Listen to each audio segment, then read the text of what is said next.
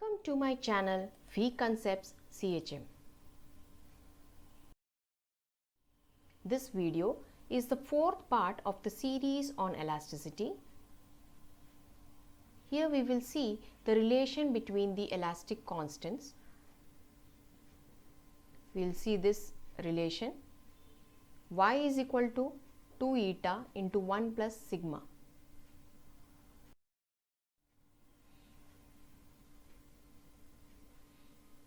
We will consider this diagram. We can see here that no forces are acting parallel to the z-axis.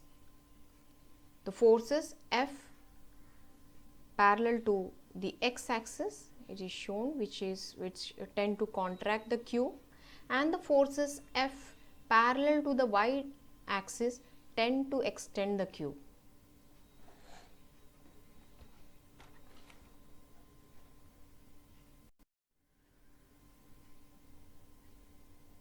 Now we will see the effect of each force along each direction. First we will see the effect of the force Fx. Now I have put suffix to each force for our understanding.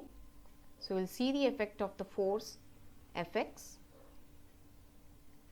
acting along the x direction. It will produce a contraction along the x direction, which we will write down as minus Fx upon y. It will produce a lateral extension along the y direction as well as along the z direction, that is sigma Fx upon y. Next we will see the effect of the force Fy along the y direction. It will produce an extension along the y direction, which is written as Fy upon y, and a lateral contraction along the x direction as well as along the z direction. It is given as minus sigma Fy upon y. I had mentioned earlier that there are no forces acting along the z direction. Now we will write down the next extension E.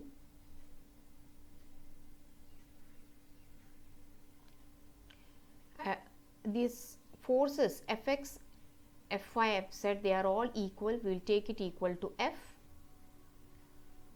The force applied is same in all the directions.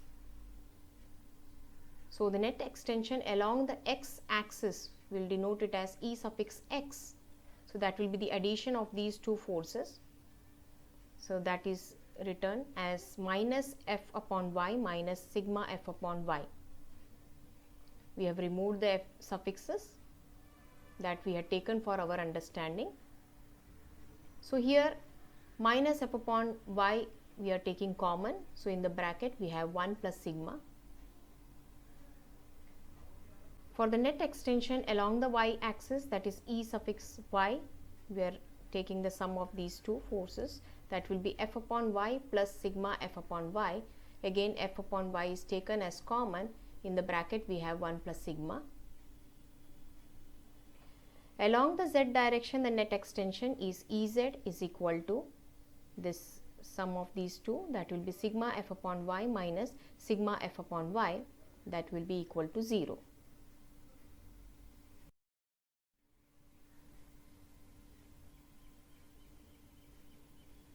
So we get these equations, equation 6, equation 7 and equation 8, which we have seen in the earlier slide. So these are equation 6 and 7. From these equations 6 and 7, we can see that there is an extension along the y axis of F by y into 1 plus sigma, and a compression along the x axis of the same magnitude. This is minus and this is plus. This is negative and this is positive. So since equal extension and compression strain are simultaneously produced at right angles to each other, they are equivalent to a shear theta.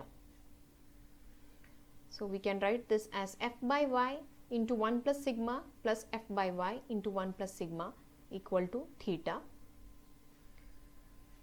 The addition of these two will give as 2f upon y into 1 plus sigma, equation number 9. We can rearrange this equation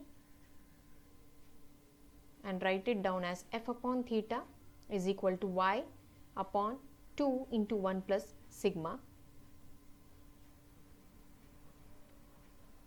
F upon theta is eta, that is a modulus of rigidity, so that is substituted. So eta will be equal to y upon 2 into 1 plus sigma. Rearranging this equation, we get y is equal to 2 eta into 1 plus sigma. This is equation number 10. This gives a relation between the Young's modulus y, the modulus of rigidity eta, and the Poisson's ratio sigma. Thank you for watching this video.